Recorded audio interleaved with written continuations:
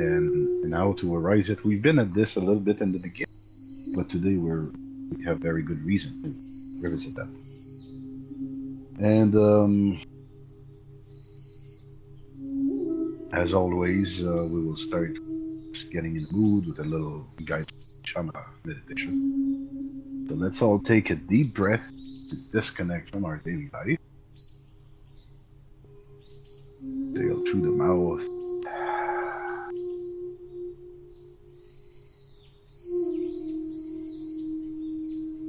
And then let a feeling of calmness cover your whole being.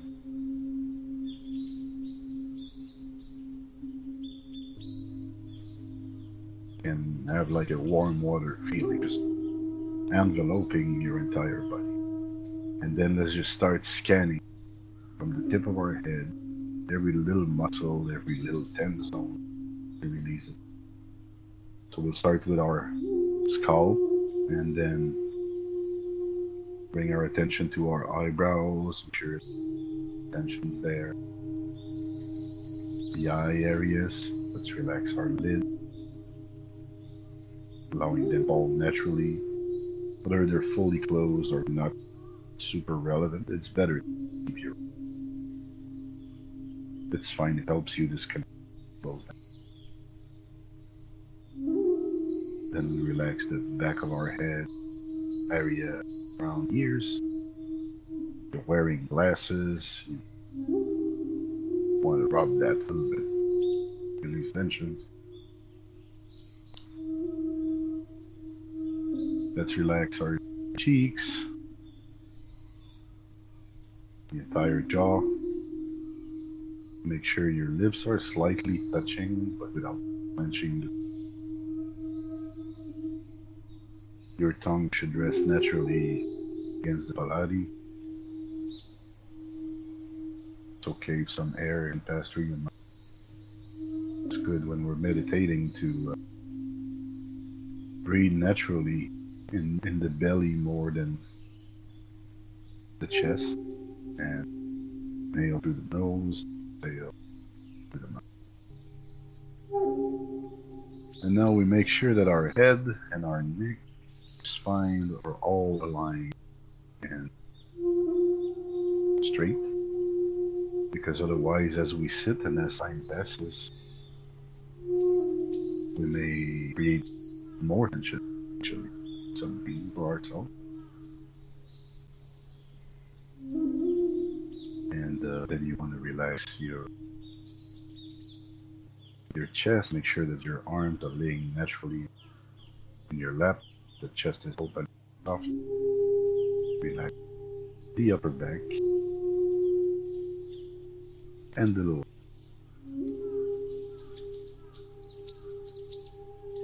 Relax your belly.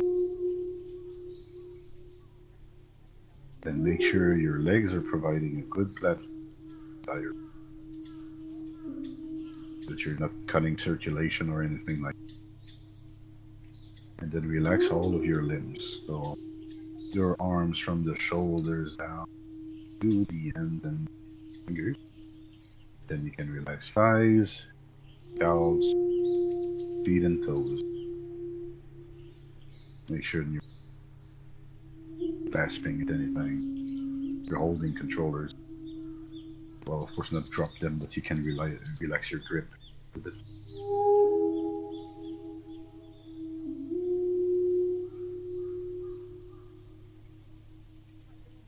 Right. And then don't be startled. I'm gonna ring the bell. 10 minutes, riding our breath.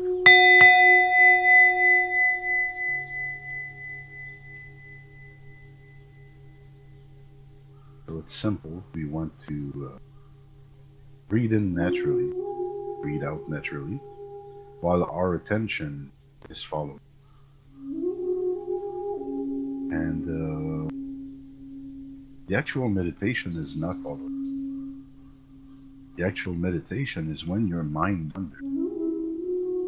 Start thinking about other things, or it's bringing back memories, starting to project you in the future. And then you catch yourself doing that. So the act of catching yourself doing that and bringing mind back is the actual meditation. So shamatha is called calm abiding as you go back to the home.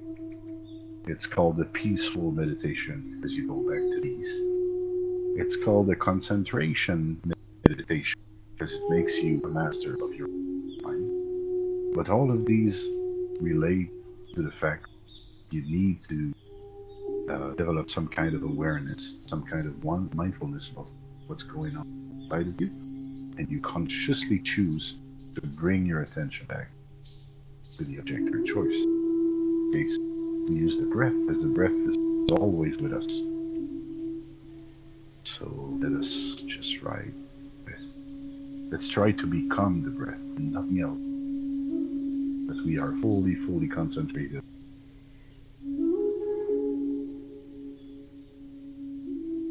So as you breathe in, you may sense flow of energy in your body that moves from your nose to your throat to your lungs, and maybe start filling all of the subtle channels of the body, maybe on the nerve, the spine, feel a little tingling. And as you follow the breath inside and outside, you may let the concept of self fade away a little bit. You may dissolve the boundaries of your body, and you become slowly that dancing breath.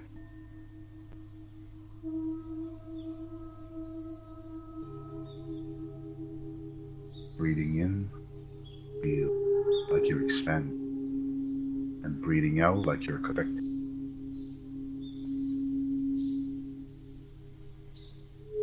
Try and keep riding breath until it brings it. If the mind wanders away, thinking, or if this becomes like a very crazy dream and you start sort of hallucinating, just notice it and bring your back to the simple reality.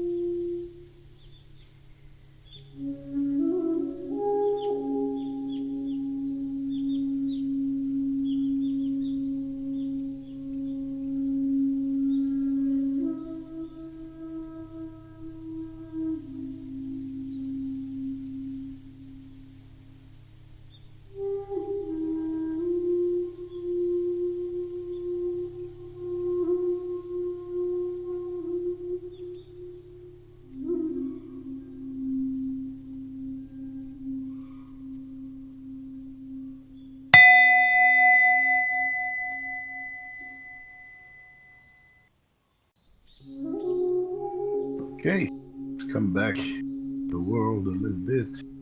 Stretch makes you feel better.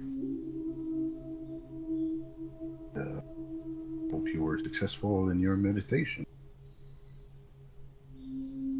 As I was describing a little bit, it's really the action of noticing when you're wandering away that's important. And it's like a muscle that you flex. You can think of it like a dumbbell. Every time you notice yourself and you're going back to the piece, you're sort of flexing that muscle. So you can see why it's important to practice a lot so that it becomes a stronger muscle and that it becomes more natural reflex. Um, when you're just here sitting and unchallenged, it might be difficult to see the importance of that. But when you are assailed by sticky thoughts, when you're feeling uneasy, when you're feeling anxious or depressed, then you can really see the usefulness of being able to sort of snap out of it, realize what you're doing for yourself, and take yourself back to something neutral, like the breath, or simply the source of your inner peace if you have found it. That's why shamatha meditation is so very important. It's the lab where we explore the method that we need to apply daily. Um, I don't always speak about that. Once in a while, I try to do a little reminder. That's the true meaning of shamatha meditation. Contrary to popular thinking, where some see it just as a relaxation, right? All right, so today we are going to read verses 10 and 11, and I'm going to just that now, and then we proceed to try and unpack them. So, number 10 goes like this. If all the mothers who have loved me since beginningless time are suffering, what is the true use of my own happiness? So, with the aim of liberating limitless sentient beings, to set my mind on enlightenment is the practice of Boddhisattva. And then 11 says, all suffering without exception arises from desiring happiness for oneself, while perfect Buddhahood is born from the thought of benefiting others. Therefore, to really exchange my own happiness for the suffering of others, practice the Bodhisattva. So there are two important notions in those two verses. One is wisdom, and the other one is compassion. And when we're thinking about the word bodhicitta, that is often used in Buddhism to describe compassion and what Buddhist compassion, it is useful to point out that true Buddhist compassion needs both ingredients. So you need some altruism, but it cannot be what Shogyam Trungpa referred to as fool's compassion. You cannot be just giving people what they ask, right? So you need a little bit of wisdom to understand what's really worth giving and how to give. And then there's this sort of third concept here that is, I guess, written between the lines, and is that what we're studying together is mainly the Mahayana. So that's the second turning of the wheel, and that's where we see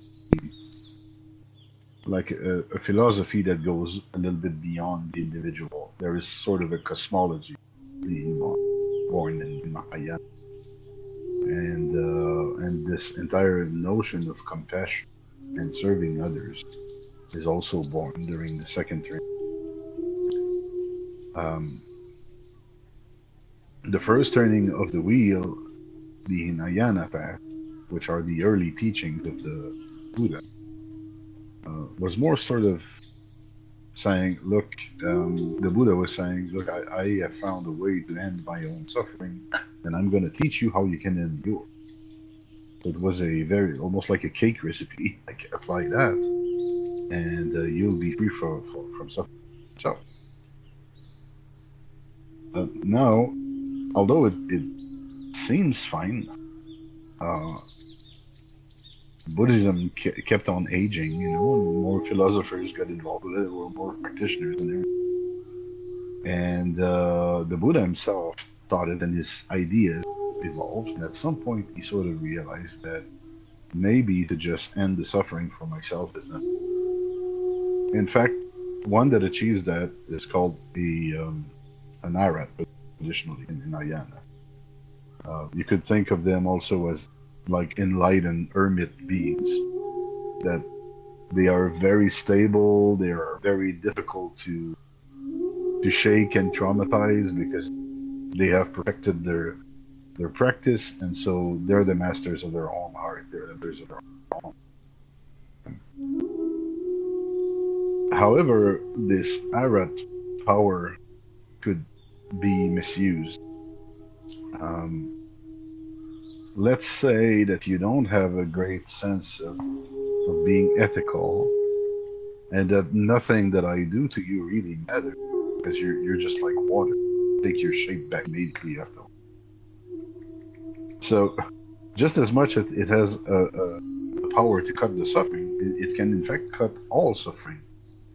So, from that perspective, could you not like become a serial killer and then kill people, and then if you're sort of worked up by it, then you would apply Buddhist wisdom, your Buddhist wisdom, and just say, "Oh no, that's okay, I'm fine, I'm doing well," and then give it a second thought, and then you could kill again, it wouldn't matter because you would be managing your emotions in a way. So there is a trap there in the self-realization of Buddhism, where I can find ways to stop my own suffering. But if I have not conquered my ego at the same time, then maybe I'm just using that as a tool to please ego. Right? And so this part of the verse here that comes from perspective of people believing in reincarnation says, "If all the mothers who have loved me since beginning this time are suffering, what is the use of my own happiness?" That relates to the Hinayana view and switching over to Mahayana. It relates to saying, well, if I'm alone and happy in my cave, but basically I'm doing it at the expense of everybody else, did I really achieve anything here apart from my own experience? Is it significant? And so they came with this idea that Mahayana was a superior enlightenment because not only were you cutting the roots of suffering, but you were also arising bodhicitta. You were also making sure that you were taking people with you on the other side, and that you were teaching others how to cut their suffering as well. And so, as long as you have this aspiration to help others, and they have this aspiration to help others, then it's all good because it just snowballs. And we help everybody just feel better and have a little bit more and lives. And that's the Bodhisattva path.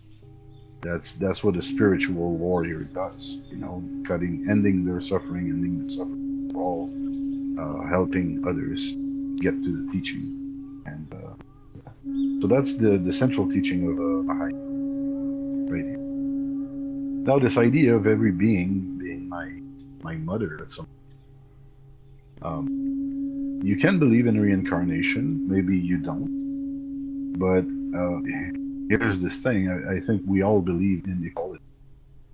I think we all believe that water gets recycled by nature and goes from clouds to rain to river to ocean to clouds again and so on. So we can see that. We can see the same thing with the trees dying in the forest, enriching the soil and giving birth to other vegetation or feeding insects. So there is an ecology to this world.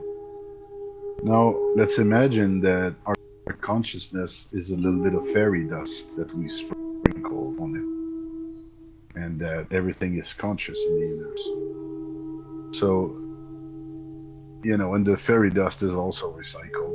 It could be that after going to a tree, a cat, even a meteorite, and water and all kinds of elements, physical things, that a little bit of that fairy dust goes through your mother and time again. course of years.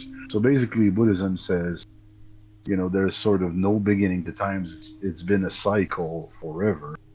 And since it's been a cycle forever, well, if I look at an insect, if I look at a tree, if I look at you, you might have been my mother at some.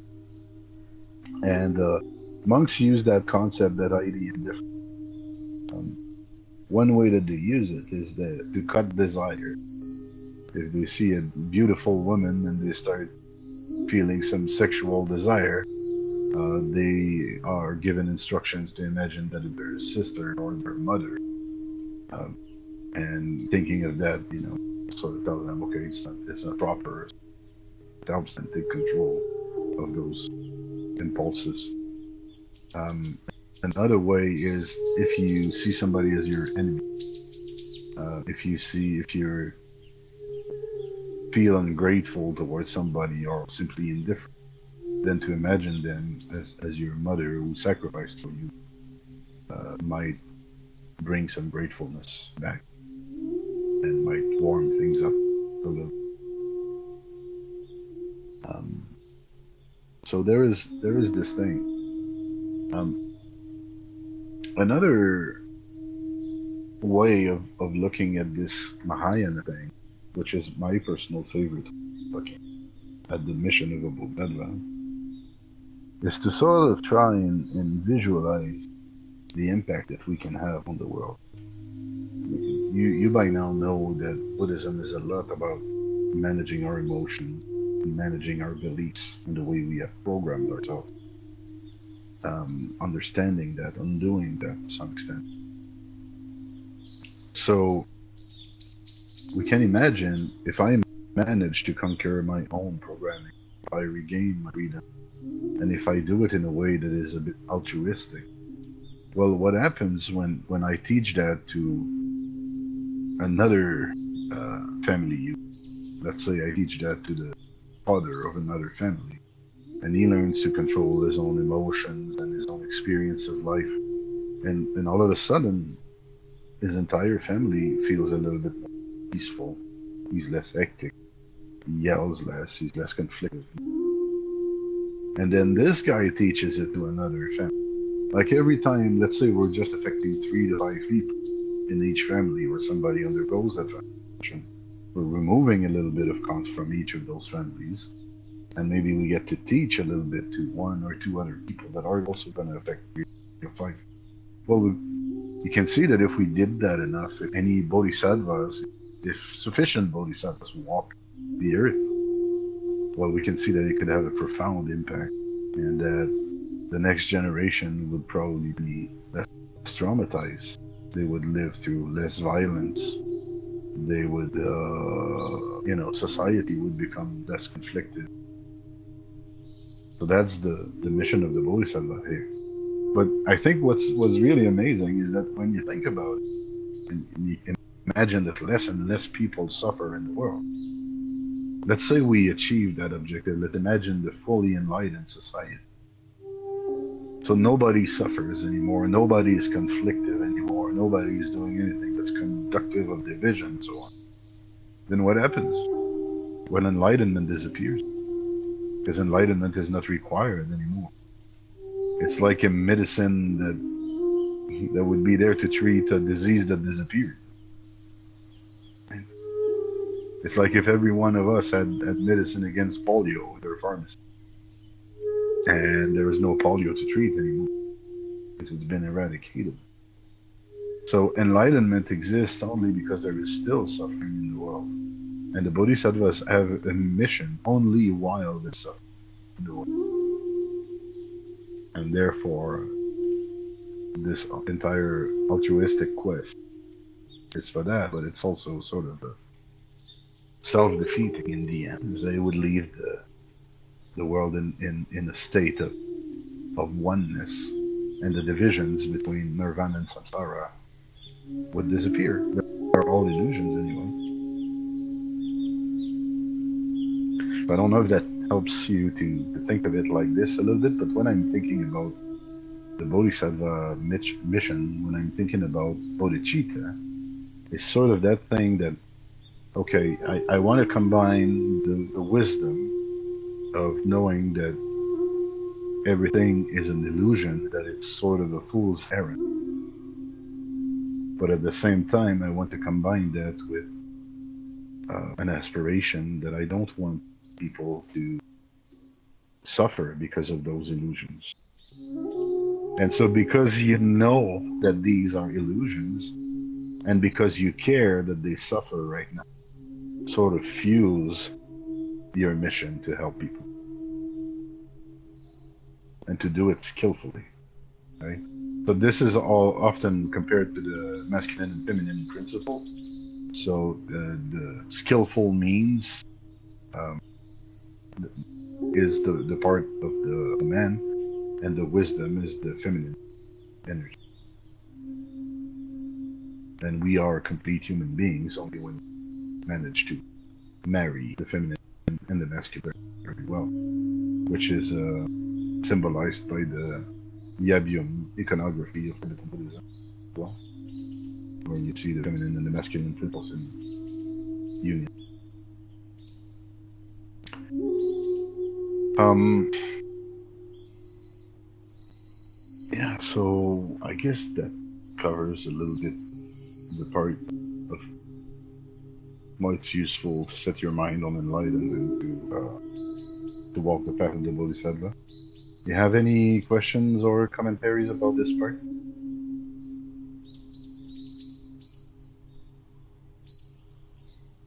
Anything unclear?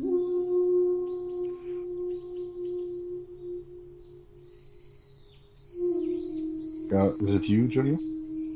Yes, I was thinking that Hinayana has a point where you cannot give what you don't have. So if you haven't reached some sort of mastery of your mind so that you have less suffering, how can you help others? Yes. Um, but there is this phenomenon as well of if you're not exposed to the world, how do you develop your mind further? And I think in the beginning of my study in Buddhism, I had a very strong renunciation feeling, which is desirable, right? You want to end suffering and you don't want to participate in the mess of the world. So I started living a little bit like a recluse, like in a cave, doing my own thing, trying to cause too many ripples. And man, was I blissful, with nobody busting my balls. I was there just doing my thing, meditating and drinking green tea. And in a way, I thought I was on top of the world, living on the countryside there, far away. I felt ready, realized. And then I moved into another country, another culture, and that was extremely challenging.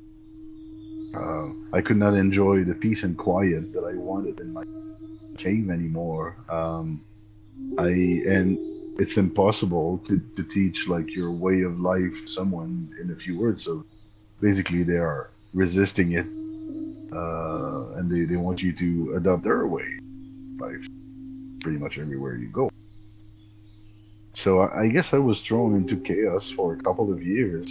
So I went from thinking of myself as pretty realized to struggling a lot just to relate with people again because I had disconnected from them and especially relating with their expectations of me. And I guess my expectations of them.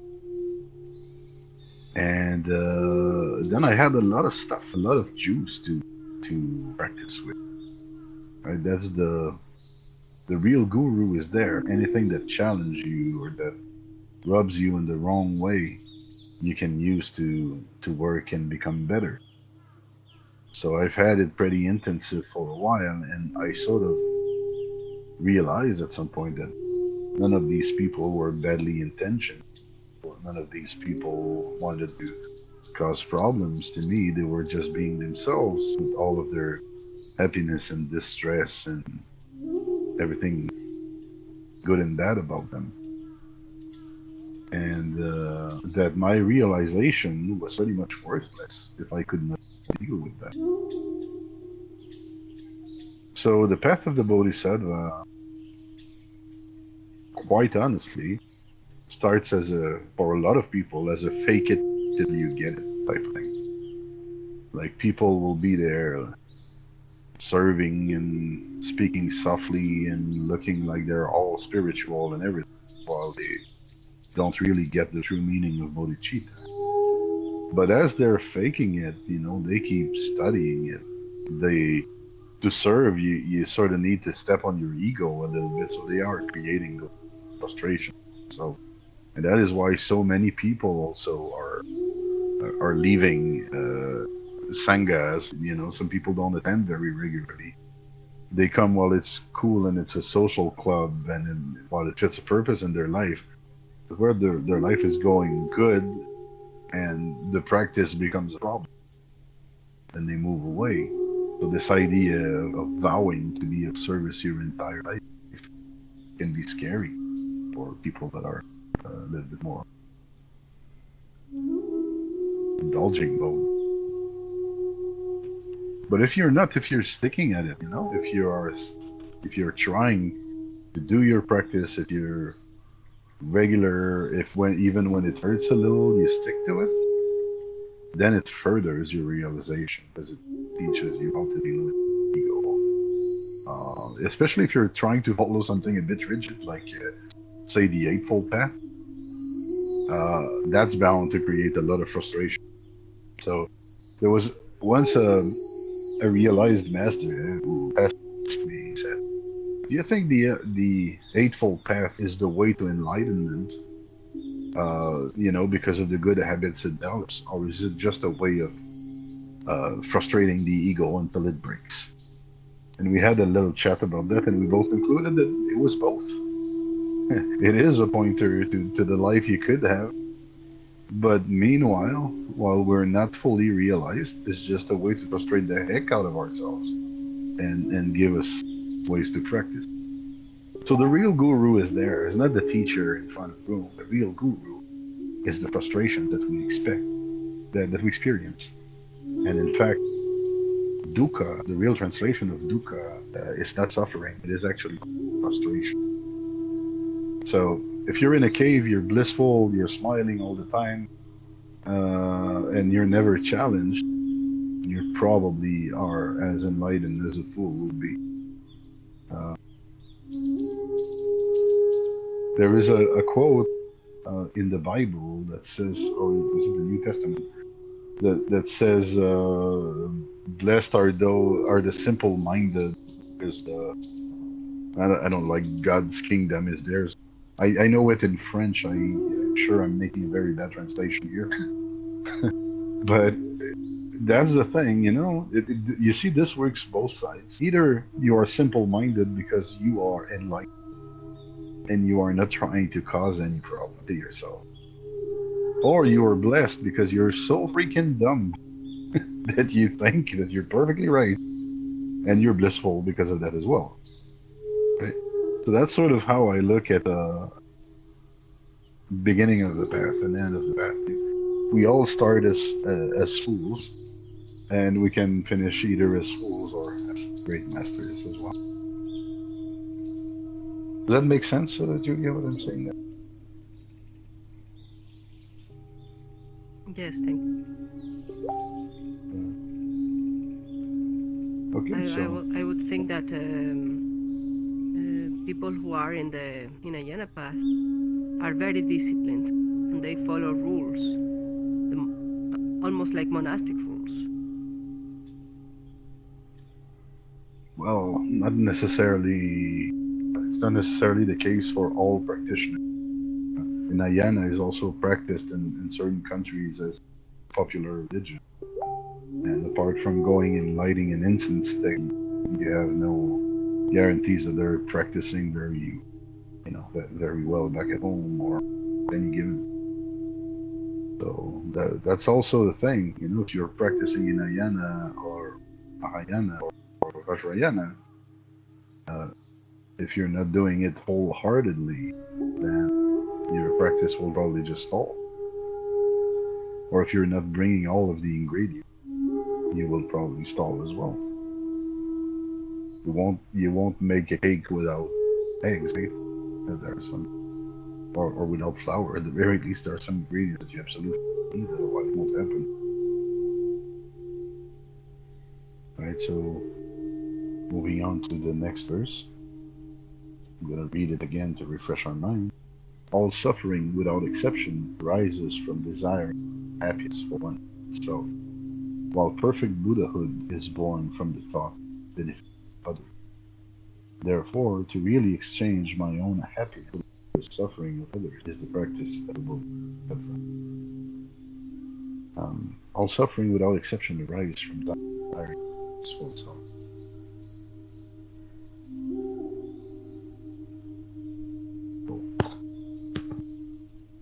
How is that? How do you think that happened?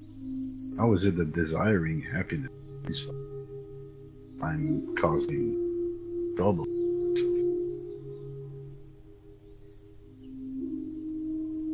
Well, I'm causing suffering.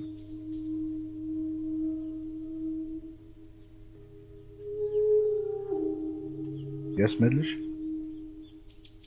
Well, if you desire happiness, of course, you have the expectancy that you will get happiness from it sometime because you strive for it, you put in energy, and then you expect something in return. In this case, the happiness. And if this doesn't work out, and often enough it doesn't, right? Then you suffer. Yeah. Spicy, do you have something different, or was it the same? It was basically the same as what he was saying, but like I had an example from like this weekend, from this past weekend in my experience. It was my birthday, so I was on VR chat and I was Happy birthday. oh, thank you. I was engaging in unskillful Happy practices, birthday. is the polite way I'll put it. And then what was funny was in the moment of me wanting to be happy, like on that day, it just ended up creating more suffering the next day, the day after those unskillful practices. So it is a bit of like an interesting contradiction that like the more you want something, like in a way, like the more suffering it creates. Kind of like when you really want something on like Amazon or whatever, and you buy it and you're like, okay, now what? Instead of being like happy like you thought you would be with this item or thing or possession or whatever. Sounds like Yeah. alcohol.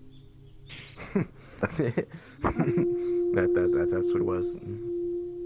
Well, it's very insightful, and it is true. Thank you for bringing that up. That there are occasions, like a mild one, Friday. I sort of have this belief in the back of my mind that Fridays should be enjoyable, at least a little bit for it, because it's the opportunity to relax. It's the end of the week, and well, there is even this TGIF. Oh, thank God it's Friday because we look forward to it. Then what happens when you arrive at the end of your week and you walk home and there's a freaking plumbing problem? Then you feel like life is unfair and it's treating you, don't you? Right? Like, oh no, it's Friday. I was getting finally some time to relax and this happening. Same thing if it's a weekend. Same thing if. Also, I've noticed that oftentimes when you break up with someone, you will tend to relate it to a holiday. Like, oh, she left me just before Christmas. Or he left me at Valentine's Day. How could he do that? Or it was our anniversary. There's always sort of that special day to relate to it. I don't know. Are you raising your hand, Pistol, back there? Yeah, desire is always a super interesting topic in Buddhism. I just want to quote the book of The Mind Illuminated, what is an absolutely amazing book about meditation from a neuroscientific point of view.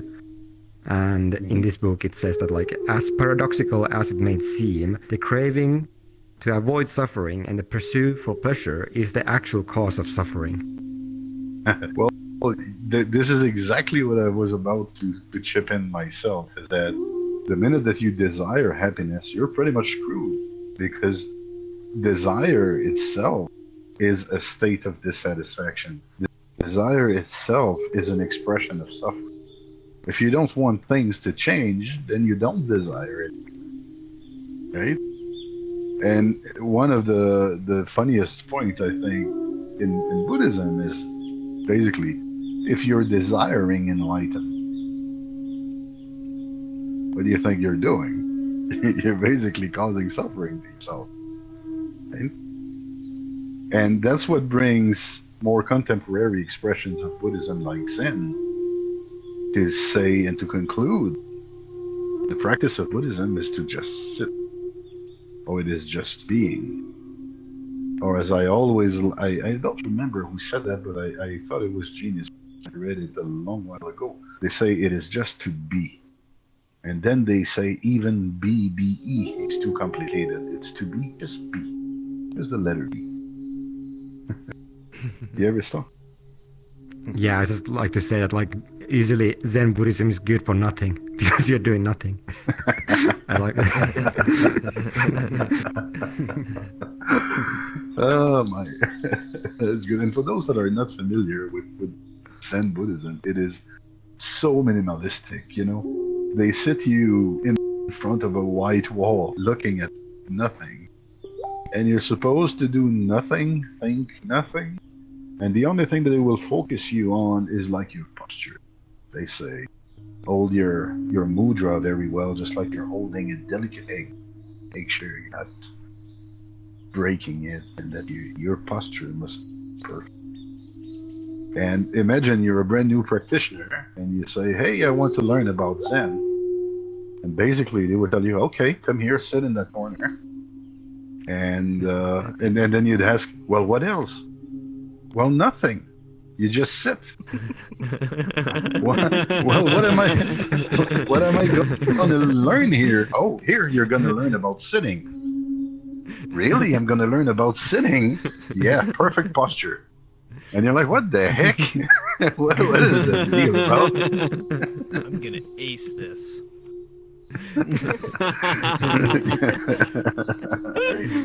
yeah, the exam has to be super fucking hard. Like, but 24 in a way, hours doing nothing.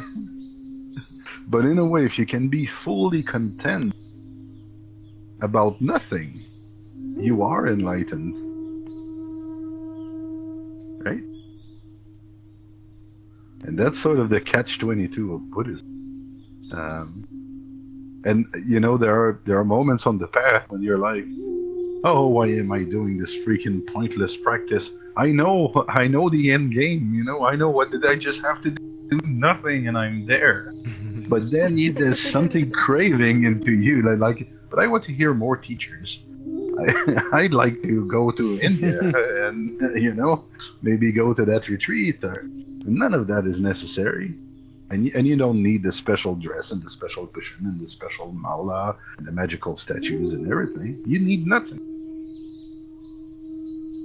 But we don't like that. It's a bit too empty for our taste, right? And that's because we cannot face ourselves in the end. We cannot face our own emptiness. We cannot face emptiness of the world. We crave distractions. We want things that woo us left and right, that triggers our emotions, that take us for a ride. And unfortunately, it is that very basic and fundamental addiction that is keeping it away from enlightenment. So to dwell in nothingness is the best therapy you could ever have. But it drives people nuts. People commit suicide in Zen Buddhism. Have the highest rates of any Buddhist sect. Because imagine you're starting feeling depressed on the cushion here, and you're starting to think, man, there's no point to life. Life means nothing. My life means nothing. And whenever I ask a question, the answer is nothing. Jesus. And on top of that, I don't even exist. So what the heck, you know? I can Nothing disappear really no problem anytime. matters to me. Yeah. There But you go. can say the Julia people Mercury. who do kill themselves are enlightened. No, what I'm saying is that it's a trap, you know. It's your Yeah, ego that becomes not good. confused there. And but there is some wisdom. There is an incredible amount of wisdom in depression. It's your own inner wisdom telling you, look, the way you live is not right. Look, this society is sick. It's really a moment to reframe your thinking and your livelihood. But instead of taking it like that, oftentimes we just think there's something wrong with us. Well, it's just we're so not used to have our wisdom kicking in that when it does, we think we're broken. Very ironical, isn't it? So yeah, it's all a very interesting topic to me. Now, if we need compassion to do a good job, as bodhisattvas, one way to arise that relative worldly compassion that I have found, um, efficient for my own account, was I would watch movies simply, but I would watch them in a way that I engaged profoundly with the character. Like, oh, what if I was that mother experiencing that? What if I was that son treated like this? What if I was, but not dumb movies well made with a little bit of depth. Because if you're, I don't know, like imagining yourself as Chuck Norris, maybe you won't experience a lot of inner transformation. Yeah, and later on the night, you're just gonna run all over the apartment on the walls and just parkour around the block. Oh yeah, you'll be freaking awesome, but it won't help your practice. But yeah, so for me, quite frankly, I had lost the ability to feel mostly. I had lost the ability to cry, and I wanted to. When I noticed that, I wanted to reconnect. I was hardened by life. I was angry. I was unforgiving with myself and unforgiving with others. So I had to reconnect with my own emotions, and one way I was doing that was like that, looking just at movies, being given a plot like this and trying to imagine how it would have been for me. And when you're hardened, sometimes you have this attitude of looking at someone and like, what the heck? Why are they crying? That's nothing. I went to 25 times that, and I don't cry about it. I don't make a fuss about it, right? Can you see how that's a very bad attitude that a lot of us have? Like, Jesus, the person is hurt. They're crying. Even if they do it for attention, can you imagine needing attention that much? It should raise a little bit of compassion. Not disdain or fear or we should be ready to comfort them, but my own reflexes were quite the opposite. And so through this process of exchange, I exposed myself to problems like famine and violence and abuse of all kind, and in a way I was looking for these type of materials so I could sort of widen my emotional experience and reconnect with as many emotions as possible. Then I started studying about emotions specifically. Like psychology will tell you that there are 6 basic human emotions, but there are directories of emotions actually that you can find online, or labs that are studying this. Then you can see how it relates to psychiatry and what a personality disorder is. What is just like a bad habit or flash that happened to you. So it got me on that path of self-study, self-knowledge, discovery about emotional intelligence. And as you study that, you just can come to the conclusion that we're all human. We're all experiencing the full spectrum of that. And some of us are more stuck in certain experiences than others. But we cannot help one another if we are cutting ourselves from the experience. Which, by the way, is the definition of a psychopath. When they call it emotional dissociation. When there is an emotion that would be arising, and you don't identify with it, or you don't live it. It's just a little something that you just extinguish, and you do it very fast. You're pretty much a psychopath. That's not the Buddhist way. Some people think that's the Buddhist way. No, to find a thought and crush it, and to find an emotion and crush it. It's quite the contrary. It's to see the thought and live with it a little bit and understand it, and see an emotion and live with it, understand it, and see the pain and doing the same. So it's the complete opposite of being a psychopath is probably being a Buddhist practitioner. And I was surprised at how close of being a full-blown psychopath I was actually when I did those studies.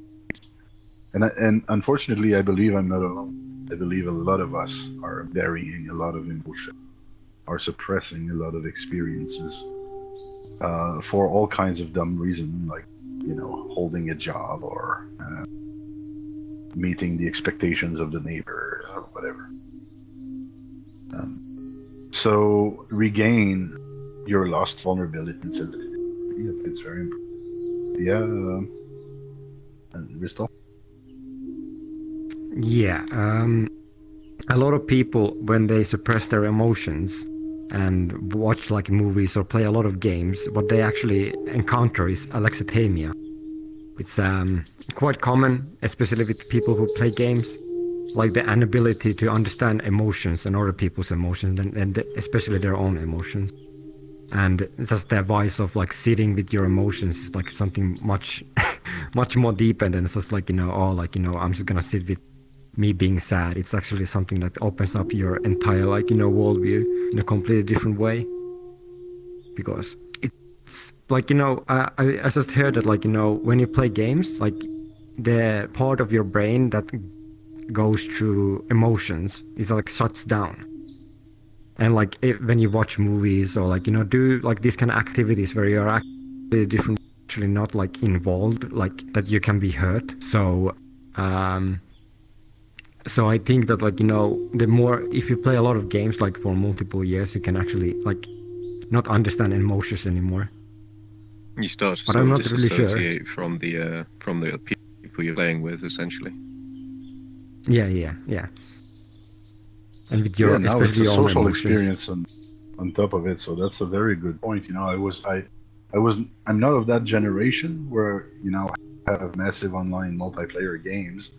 I have never played one except for, I guess, VR chat is the closest thing to a multiplayer game I've ever come to.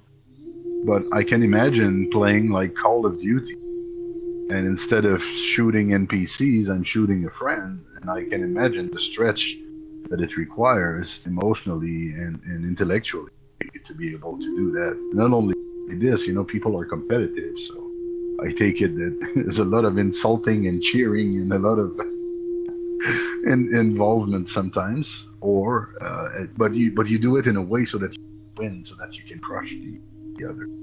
So of course that's not a very good habit to develop, and it's a bit scary when you think about it. And the fact is, it goes back to that nothingness, right? We don't like sitting with ourselves. So if you have nothing to do, or if you have something painful to do, let's say you have a report to complete, or you have all of this work and it's going to be long, that's this and everything. It's very easy to say, well, I'll play a game for a while. You're basically saying, I'm going to give myself a little bit of pleasure and forget about all that pain. And of course, you shut the pain down during the games. Well, I procrastinate like that. But I was completely appalled when I realized also that a person that had been my 7 years partner, we were living together and everything. Well, every day, whenever we were together, we never really met. The first priority when we got together was to find an activity, something. Should we watch a movie? Should we go there? Should we go do the groceries? Should we go? So it's not only that we fear sitting with ourselves, we also fear sitting with others and meeting them for real. deeply and profoundly. We'd rather just keep ourselves busy. Um, it's like also when you're asking someone, "Hey, how are you? How do you do?" Nobody really wants to hear, "I'm doing bad." When that happens, and it happens sometimes, they're like, "Oh well, I'm sorry. Have a good day." You don't want to deal with it. Although sometimes with it. Yes, Julia. What you were saying and this thing about happiness and suffering and ourselves and others brings me to reflect upon this false dichotomy. There is no others, but we are all one. And there is no suffering and happiness. They are both the same at the same time, just part of an experience. Yes. This is why. This is what those two verses are about, because they're the unification of compassion and wisdom. So what you're describing here is like the ultimate wisdom. The world is one. We are all interconnected. We are the world is wired for collaboration to create a bigger land. We don't know much about, but it's visible. It's there. It's happening right in front of our eyes. And to recognize that is sort of a philosophical and also scientific stuff. So that's sort of the cold side of it. But even though I see that and you see that and Spicy and Jiggle and Bar, we all see that, we keep on suffering. Why is that? And that's where we need the compassion. We need to remember that we have suffered. We need to see that others are still suffering.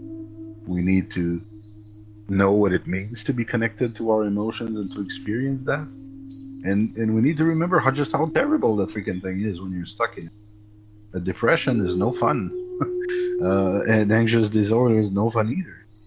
So if we've experienced that, then we can help people using our wisdom and our compassion and our remorse free themselves from being stuck in that again. And that's the Mahayana view, combining those two things. Because you've got a glimpse of the true nature of reality, because you can feel for others, it is your responsibility to help free themselves. So many people lack one or both. Some have no understanding of reality and they have no compassion whatsoever. It's just stuck in ego land and it works well for the time being. So yeah, you're absolutely right, and I'm happy this discussion is leading there. Another practice is Tonglen. So we have practiced that a bit a while ago. It's a difficult practice, honestly. And you know what? I think I want to read the pith instruction from Dilgo Gensei Rinpoche to you, and I'm going to conclude my talk like that. I'm going to read how he teaches that we should practice Tonglen. What do you guys think about that? Did that work? Yeah, that'd be good. All right. So let me.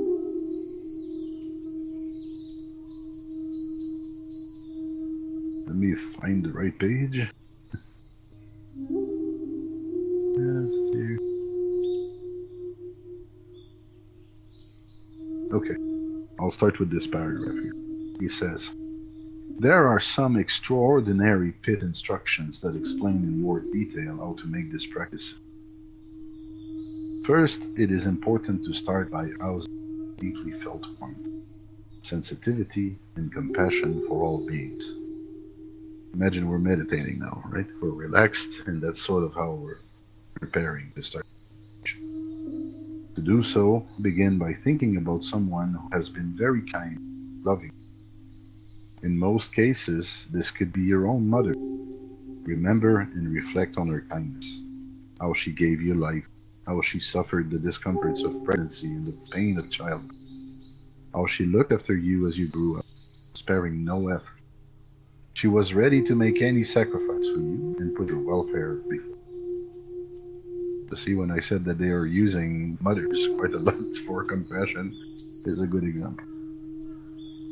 When you feel strong love and compassion, imagine step by step, that she is undergoing the sufferings of the six realms. In the Hell realm, she is repeatedly and brutally killed by. She is tossed into a boiling cauldron of molten bronze. She suffers in agony before your eyes. Then imagine that she has been reborn as a starving spirit, just skin and bones, and has not even so much as caught sight of food for 12 years. She stretches her hands out to you, imploring, "My child, do you have anything you can give me to eat?" Imagine your mother reborn as an enemy, a terrified doe being chased by hunters in their dark. In panic, she leaps off a high cliff to escape, but then falls with unbearable pain, shattering all her bones. Still alive but unable to move, she is finished off by the hunter's knife. Continue to imagine her undergoing, in quick succession, situation after situation of suffering. An intense feeling of compassion will irresistibly well up. At that moment, turn that intense compassion to all beings. Realize that each one of them must surely have been your mother many times, and deserves the same love and compassion as your mother. It is important to include all of those you now consider enemies or trouble. Reflect deeply about everything that all these beings are going through as they wander endlessly in samsara's vicious cycle of suffering. Think about old, infirm people unable to care for themselves, about all those who are sick and in pain, people who are desperate and impoverished, lacking even the most basic necessities, about people suffering famine and starvation, the pangs of hunger and thirst, those who are physically blind, and about those who are spiritually destitute, starved of the nourishment of Dharma, and blind to any authentic vision of truth. Think about all those who suffer as slaves to their own mind, constantly maddened by desire, and about those who harm one another without respite. Visualize all these sentient beings as a crowd in front of you, and let all the different forms that their suffering takes arise vividly in your mind. With an intense feeling of compassion, begin the practice of sending and receiving. That's the essence of the tongue practice. That's what it means, tongue, sending and receiving, or giving and taking, if you will. Start by focusing on your most hated enemy, or someone who has caused much trouble and difficulty. Consider that as your breath goes out, all your happiness, all your vitality, merit, good fortune, health, and enjoyment is carried out to him on your breath in the form of cool, soothing, luminous white nectar. Make the following prayer. May this truly go to my enemy and be entirely given. Visualize that he absorbs this white nectar, which provides him with everything that he needs. If his life was to be short, imagine that now it is prolonged. If he needs money, imagine that now he is wealthy. If he is sick, that he is now cured. If he is unhappy, now imagine him so full of joy that he feels like singing and dancing. As you breathe in, consider that you take into yourself, in the form of a dark mass, all the sickness, obscurations, and mental poisons your enemy may have had, and that he is thereby completely relieved of all his afflictions. Think that his sufferings come to you as easily as mountain mist wafted away by the wind. As you take his suffering into you, you feel great joy and bliss mingle with the experience of emptiness. Now I have to warn you about this part a little bit. It's very important when you visualize that you're taking somebody's ailment, that you do it with joy, that you do it lightly, and that you see that this illness or something, you visualize it dissolve. Because here is the thing. If you do this with somebody that you care about, quite a lot, say a relative that has cancer or whatever, it is not uncommon to start feeling the illness after your meditation session. You could even have your body transform and display symptoms of the illness yourself. The mind is powerful, so try not to convince yourself that you're suffering from it as well, because you will basically cause problems to yourself. And I'm not kidding there. So make sure, when I say it's a hard practice, it's a hard practice on many levels.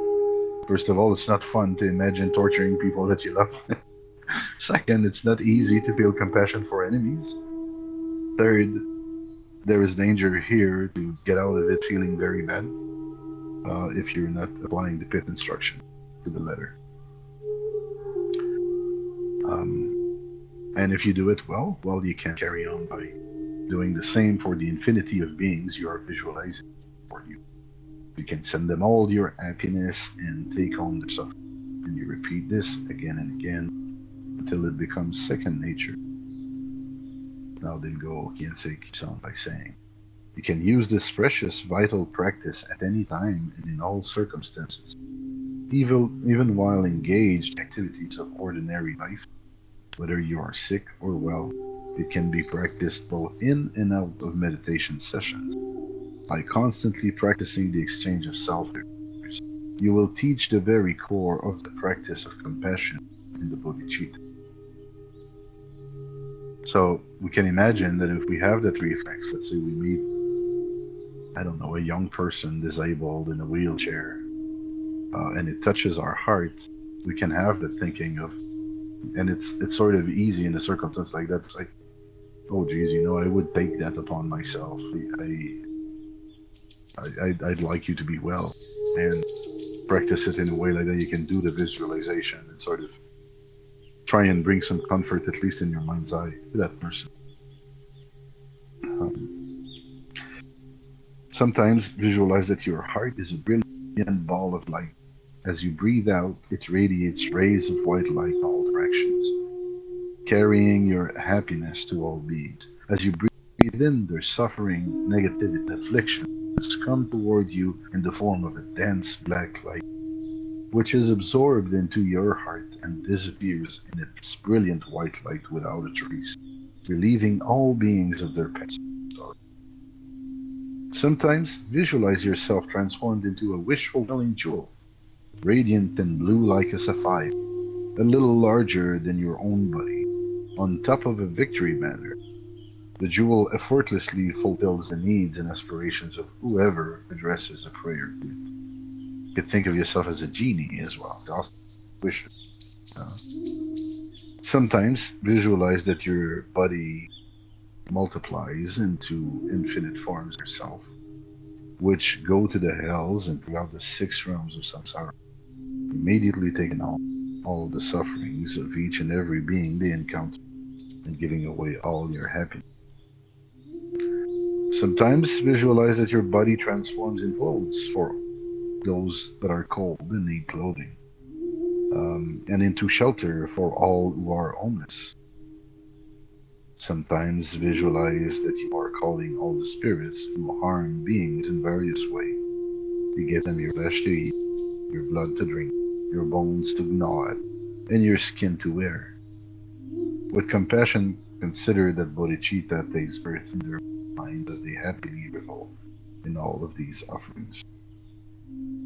As Shantideva says in the way of the Bodhisattva, and we read that at an earlier session, may I be a guard for those who are protectorless, a guide for those who journey on the road, for those who wish to go across the water. May I be a boat, a raft, a bridge.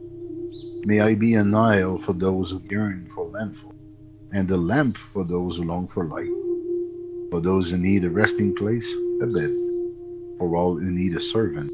May I be their slave. May I be the wishing jewel, the vase of plenty, a word of power and the supreme healing. May I be the tree of miracles, and for every being the abundant cow. Like the earth and the pervading elements, enduring as the sky itself endures, for boundless multitudes of living beings. May I be the ground and sustenance.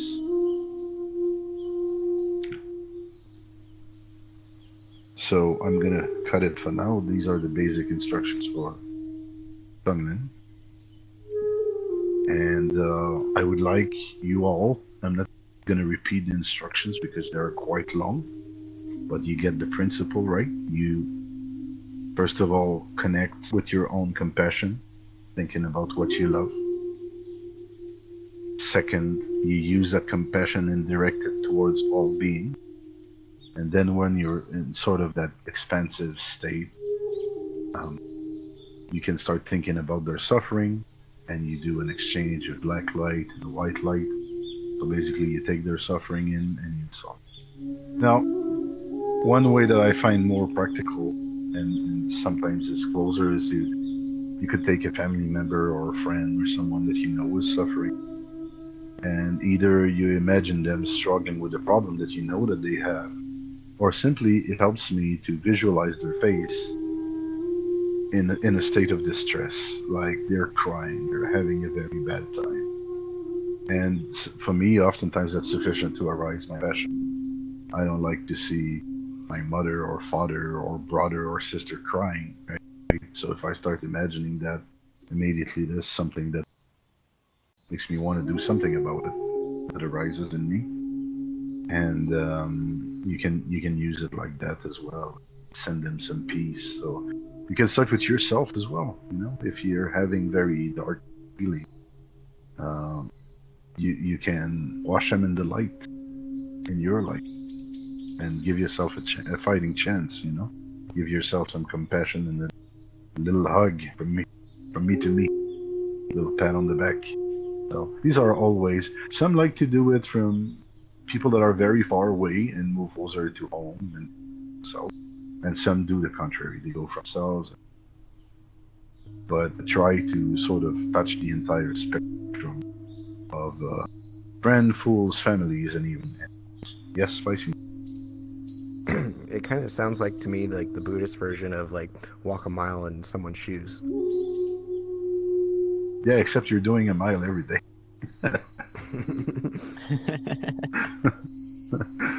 Yeah, I guess it's more or less like that. And it broadens your perspective. It has the intellectual effect of, um, for example, race disappears, social status disappears because suffering is suffering. It's universal, right? And joy is also universal. So I feel it helps unprogram a lot of the dumb stuff we believe as well. And that's what the purpose of walking in a man's shoes is, right? When you tell someone, well, you should walk in my shoe and see what you would do.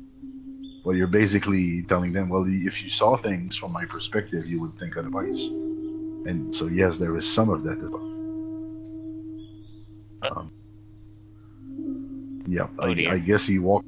I guess he walked very far in those shoes.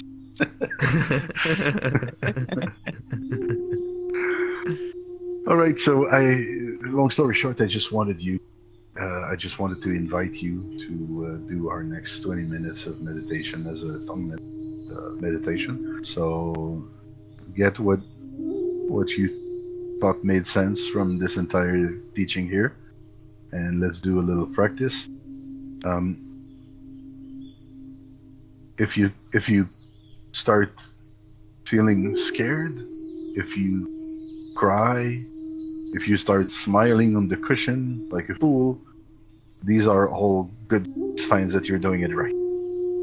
It's a pretty intense practice.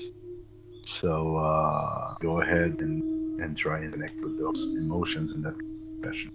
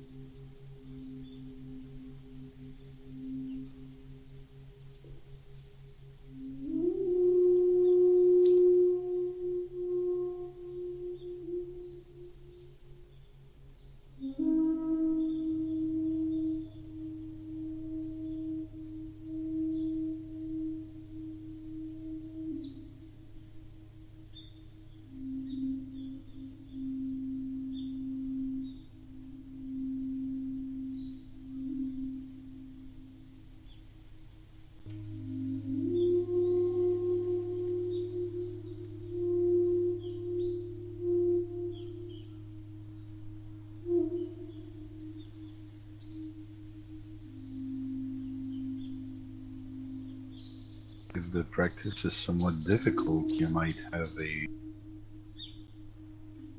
larger tendency to want and drift away from your mind might be taking you somewhere else, or might be difficult to focus on the subject of meditation. It's the same principle as shamatha there.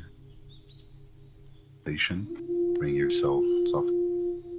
However, since we don't practice Tangen often, do it with exhaustion either, you feel like this is too much, you can simply switch to a shamatha session, right? The breath into more Tangen when the next bell rings. You manage your time better.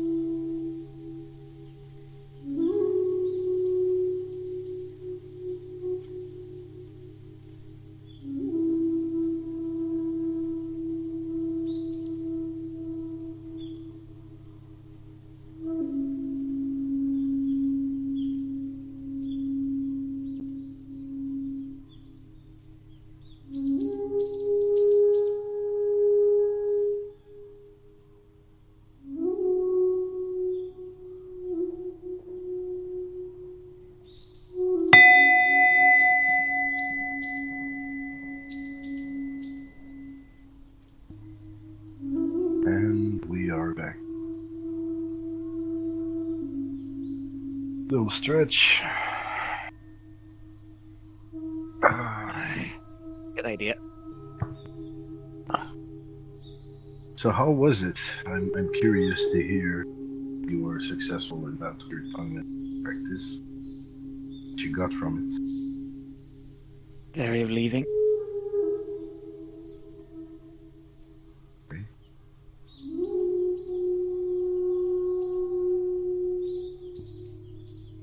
it? It's going good. Yes. I have some people in my vicinity who are having a bad time.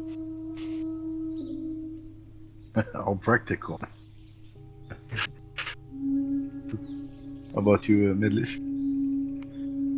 One of my favorite meditations is metta meditations, so it's a bit similar, but still I think different enough that I still have some time to get used to it, I guess. Because the whole breathing in thing is, I guess, the big difference. Yes. But I liked it, it's nice, it's good. It's a little bit more engaged than meta, but true. Bodhicitta, Yeah, a bit right? more. Also less similar. How about you, Risto? Yeah, for me it was quite powerful because I was just trying to put myself on the shoes of everyone who I kind of know and who I've seen. Just yesterday was the Father's Day in my nation, so I was seeing my father and just trying to go through the troubles of my parents because my family relationships are not the greatest, but parents who don't treat their children that well are parents themselves who haven't been treated that well. So, like, you know, me trying to emphasize myself being in their shoes, like, can make me forgive what they have done to me, and it's really powerful. But I did that on the summer, so like kind of revisiting that area, like, oof. Yeah. Almost had a tear. Almost. Not yet. Yeah, that's the thing, you know, parents and relationship are very involved. I think the thing I hate the most in the world is when I see my daughter crying for whatever reason. So that's an image that works well for me as well. Imagine the pain she's going through. And you know, it's children's pain, so oftentimes that's very complex. It could be just pain, you know, that they're crying about. But still, it breaks your heart to see somebody that you love in that state.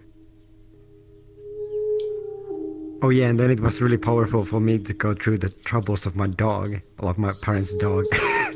Because when you see like dogs in movies getting hurt, it's like you always get to cry. But then, like, you know, you actually know a dog that has gone through a lot. It's like, oof, oof.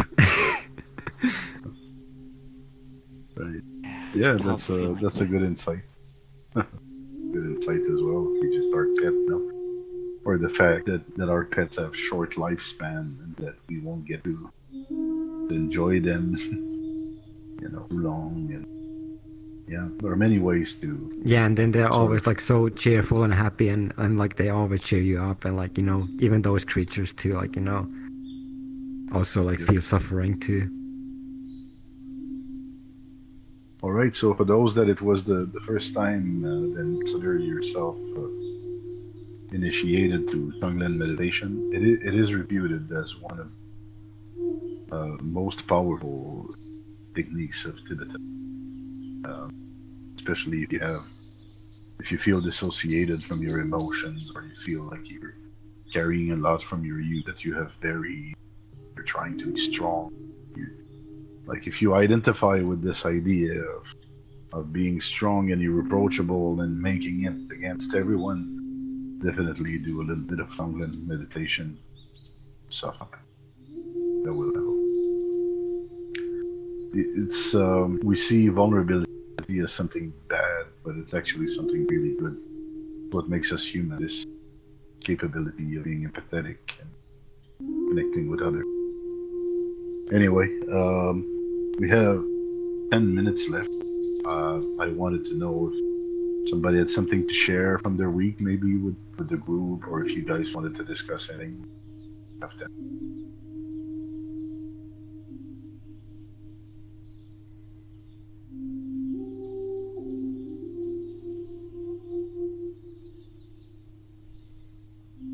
Well, I guess it was a pretty blissful week.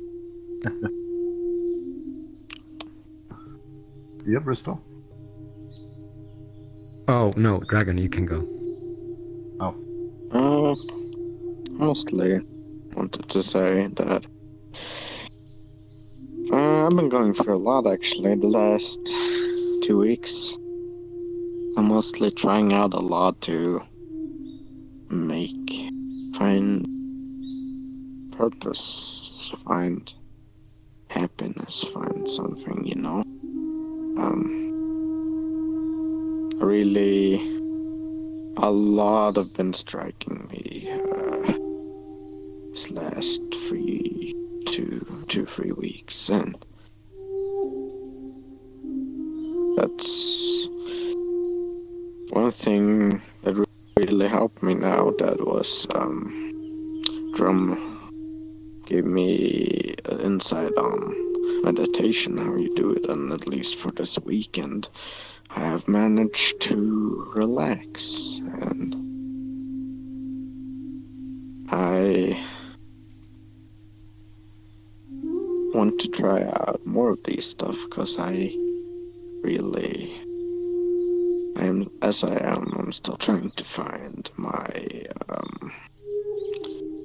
will to live with a lot of problems hitting me at the same time.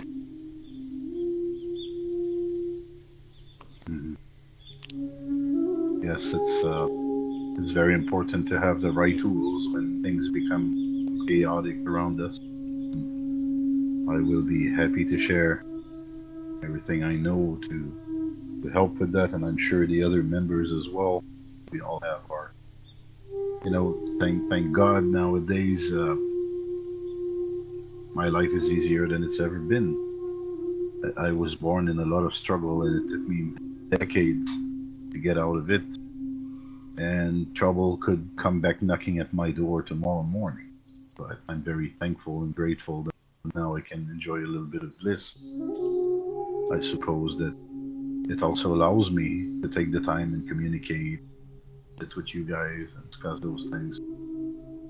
If you feel like what you're going through is too much, Dragon, share the burden. That's the purpose of the Sangha, to rely on one another.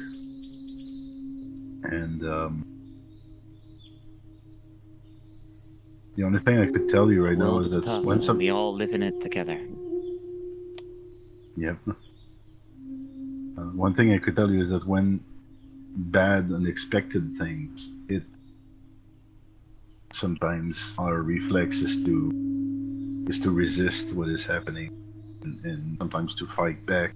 And when we can't fight back, sometimes we feel powerless and we obsess about it, feel the unfairness of it, which in effect, life is often unfair. But it is important to let go of whatever happens to us. Otherwise, you are adding suffering on top of pain. And that part you do to yourself. So hopefully through the Buddhist path and those meditation weeks, you'll have to deal only with the trouble, not the self-inflicted pain that we often put on top of it. And hopefully the trouble will lose its power over you. So thank you for being here. I'm really grateful that you came, assisted today. Hope you'll be back.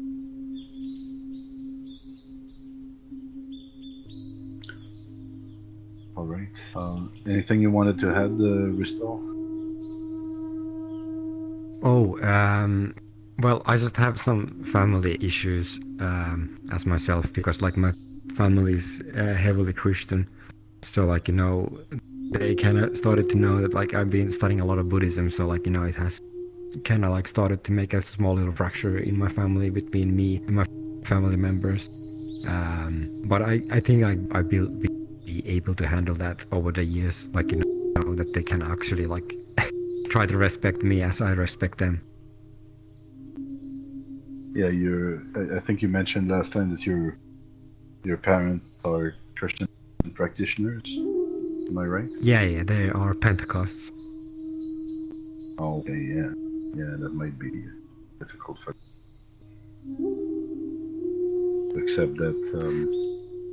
Well, if it helps anything, you can tell them that Buddhists recognize Jesus Christ as an enlightened being. That we see a lot of enlightened teachings in the Bible. That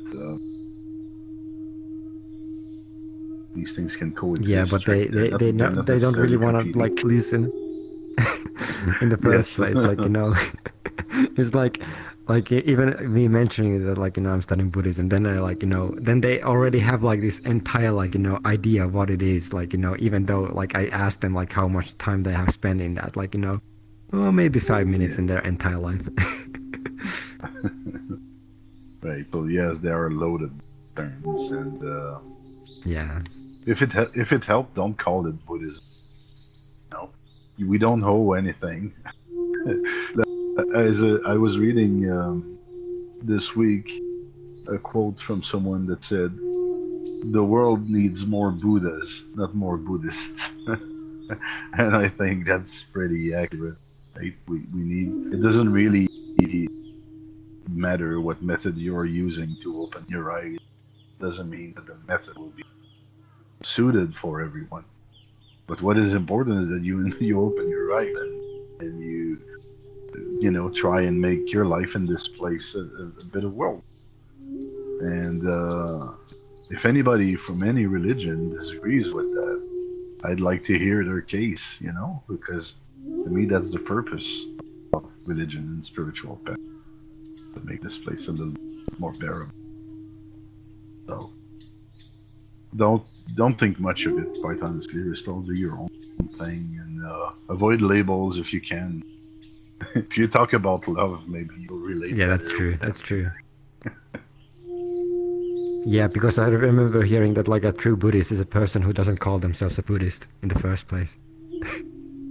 Well, Buddha never called himself a Buddhist, did he? And Jesus Christ never called himself Christian. These are basically ideas that are born after we make them into superstars and we decide that we're going to do it their way, which is a bit ridiculous and is sort of contrary to the teaching. Buddha tells you, use your sensitivity, your intelligence, your imagination. Be all you can be. Don't be me. Right?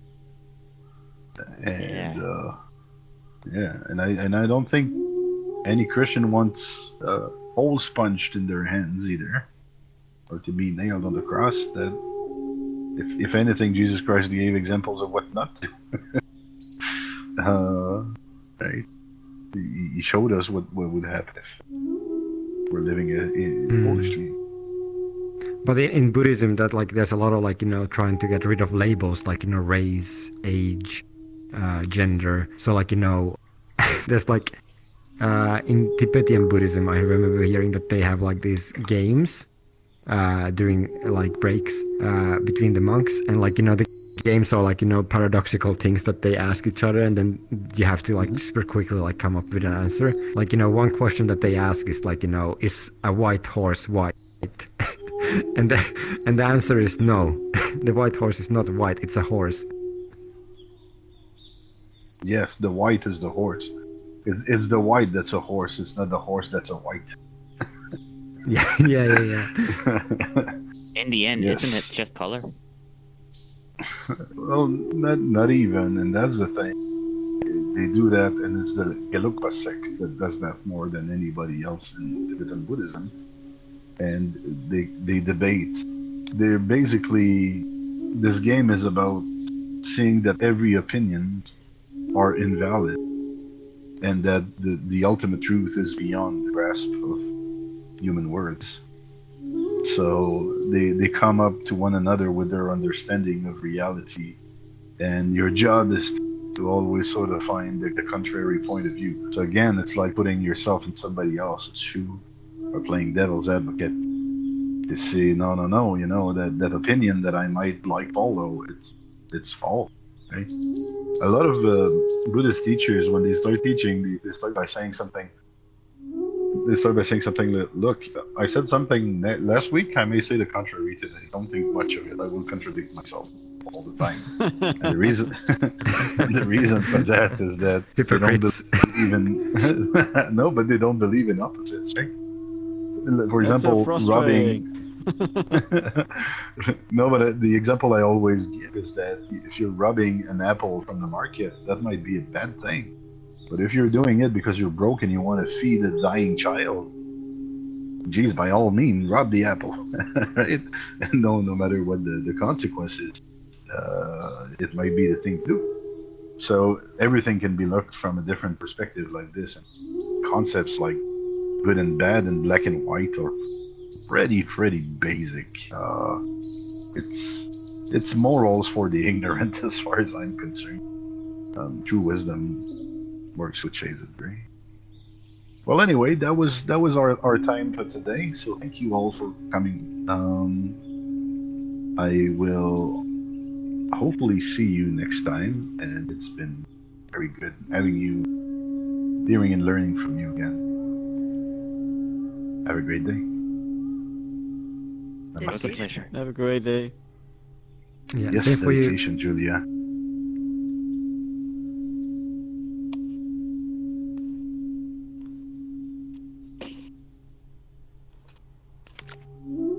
So, for the benefit of beings without exception, I dedicate without any reticence whatsoever all the merit accrued through virtuous acts to the incomparable expanse of reality.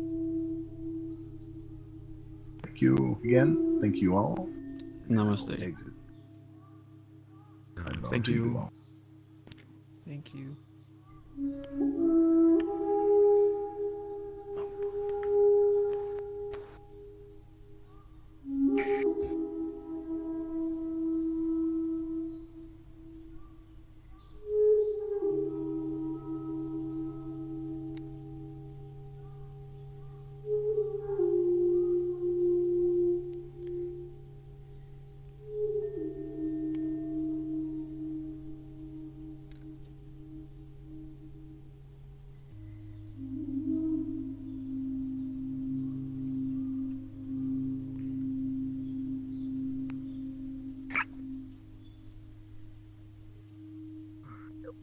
It's also a way to pay respect.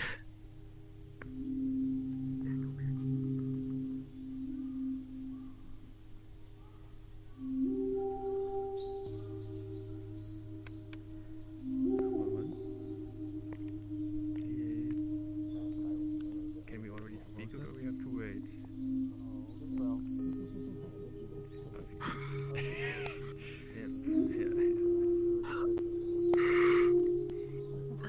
It's been a while, hasn't it?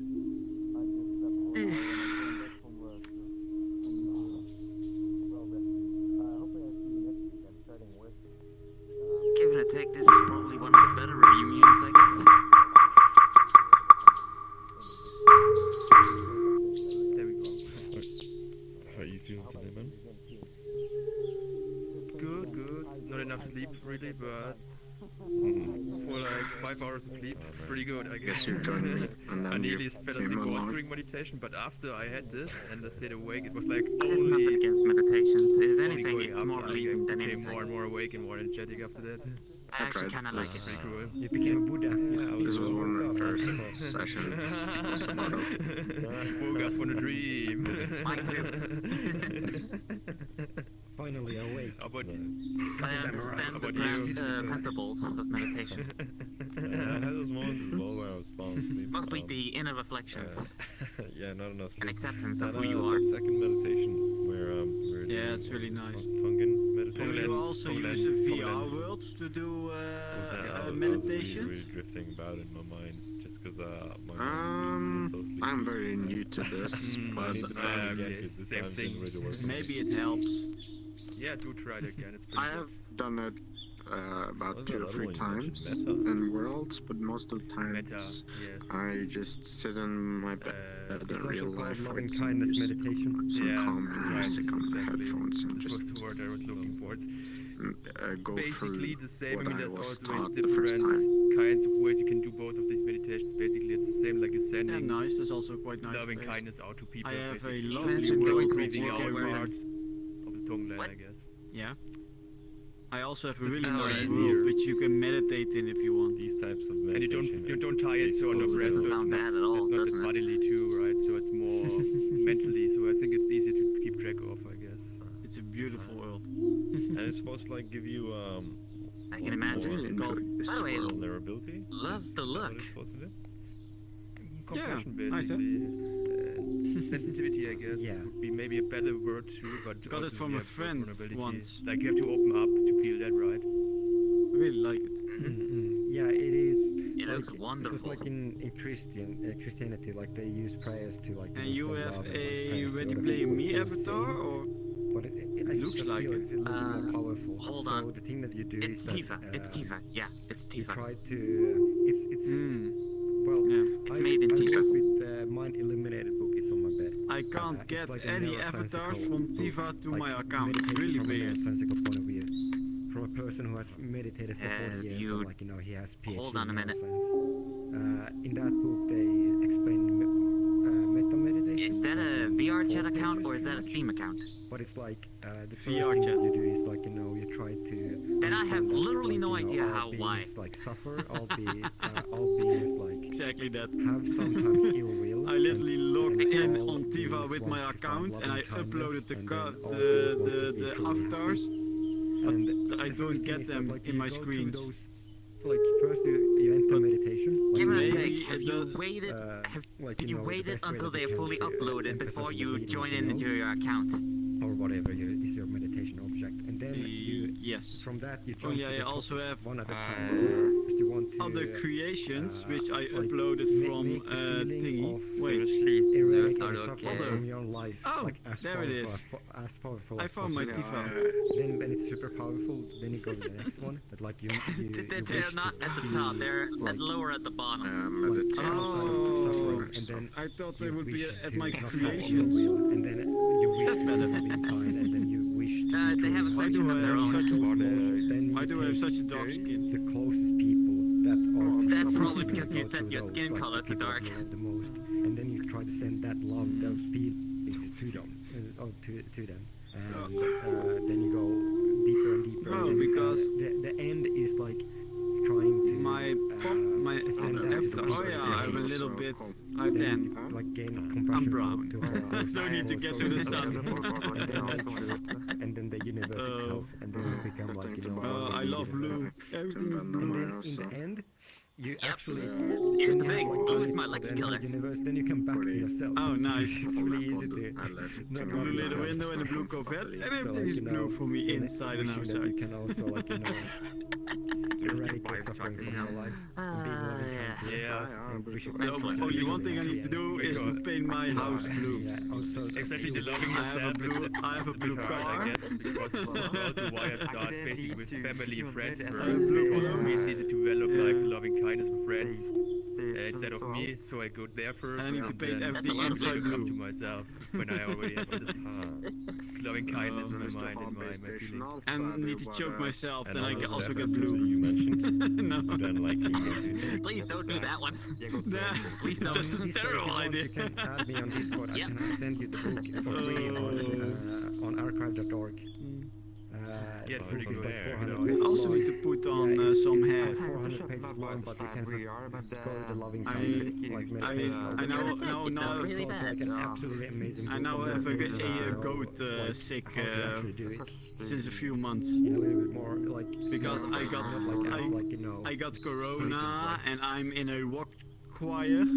So I was like, now I've been isolated for 3 weeks. Yeah, let's keep the goats. easier to I'm also on translate the some of Discord the server. other more Well, it depends on how you It are. makes I me guess. look a bit grown up. Yeah, I feel like very Western, I guess, in the They- description. Some people They still, maybe not relate they to it still too much, I estimate guess. me 5 years younger And to than me I it's am. also So sometimes a bit too technical. Ah. But Okay. it depends on the person, right? Right, So okay. for some people, it's the I exact was like, hey perfect Ma, thing, how you right? doing? But it's still a very Yeah, good my book for jobs me, I are guess. done at house. And I was Haven't read it thinking fully, later, so- wait, it's not jobs. But it's I have read it very fully, and thorough. it's like, Oh. oh my fucking god, it's like so. It's like on But a I'm- couple of pages. I- it completely I am now in a new explains why house do you since have, 2 like, months. psychological problems. Like, you know, I'm you see luckily I'm once now in your done own with life, all and then, my like, you know, the next page is just explains like with how to all get the rid things of that I those. need It's to like, work on. Jesus fucking Christ, and it's like 400 pages of those. Sounds great.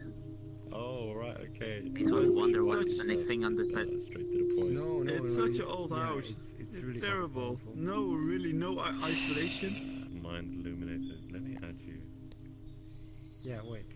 I literally have one sheet of glass everywhere There we go, and then instead of there we double. go.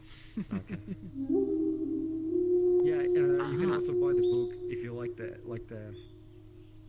And gas Like this heaters, one, and the gas but price it has is been, like, you know, shooting up. one of the best books on meditation No. that have been released like up to this date, because it's like But I'm so like, fucking accurate. yeah. Because it's not like What wishy-washy can stuff. I It's do like by a fucking to neuroscientist isolate my windows? who understands Well, how the brain cheapest works, like, in way first and place, the and why it best actually way that works, I like, can do was why does meditation work in the use first place, a plastic sheet which is and like how to actually transparent do it, because there's a lot of and people who actually like, you know, do tape it meditation in to the wrong the way, inside where of they the actually window. might end up in a more depressing state, like just like when Zenke was telling Or that in Zen Buddhism they have get like a these shade for the suicidal windows. things. In the book it's actually Yeah, talks about I it. It's already like have the a absolute last curtain chapter of the before book it, about like but the still depressive it's state really where you can cold. actually end up in from So I was meditation, like, what is I a really need more dangerous place. isolation. And the best way and the cheapest way Yeah, was okay, to alright, do man, that because good suggestion there. Thanks, or man. it was a separate yeah. window against But it, just but to it was summarize the book above itself, 100 like, euros. let's see. And this solution was okay, only 50 euros, complete meditation 15 guide, euros. So I was like, Integration Buddhism, yeah, wisdom, not gonna and spend brain much science on a renting for home. greater So mindfulness. Oh yeah, it's like goes through This worked mindfulness great. meditation. I Yeah. have it like but in my hand. yeah, It's like yesterday I did it the second time on my big Yeah, but- window in my living It room. has to be And giant now like it the looks a bit Bible or better. So something. yeah, well, it because is like you the Bible, because it's meant to you be need to read heat for the rest of your the life. plastic It's up not to gonna be read in, to like, you know, make one it sitting. crimp so that it's Yeah. tight Okay, And so if and you, you as soon can't as you see complete it, you anything. can read it again, I guess, too. So Yeah. So like it I'm now has, like, glad I'm 10 done. So steps last that you- weekend that I you go gamed a through, lot. 10 stages. and Like, in yeah, each I have stage, time now. You focus on one thing. Don't need to That's do good. And don't need to do divide much. the entire enlightenment. But now I can relax. Enlightenment process. So where are you into, from? like, stages, and then like, you know, Denmark. each stage you just only like Denmark. focus on one Oh, point. nice.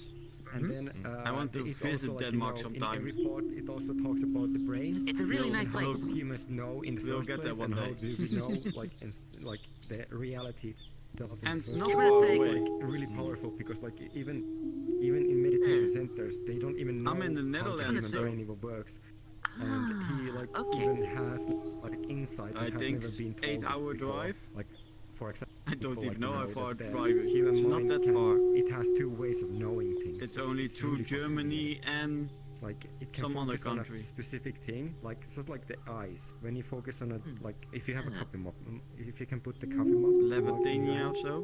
like Don't know. if you- But there is one more in if between. you, like look at this coffee mug, you can see the coffee mug, but then you can see everything Slovenia? else around it. Hmm. So the human No, mind I is need the to same search thing. it. So like it can focus on one thing. So we have the you also focused mind, practice like, you know, meditation and stuff? who's like focused on one thing, and then Well, we have give the it a take. peripheral awareness around I it. know Like how what tells meditation about is and how, everything. Like, you how know, to for do it. example, when you're walking But before, properly, and then you're well, thinking about, like, you know, your studies.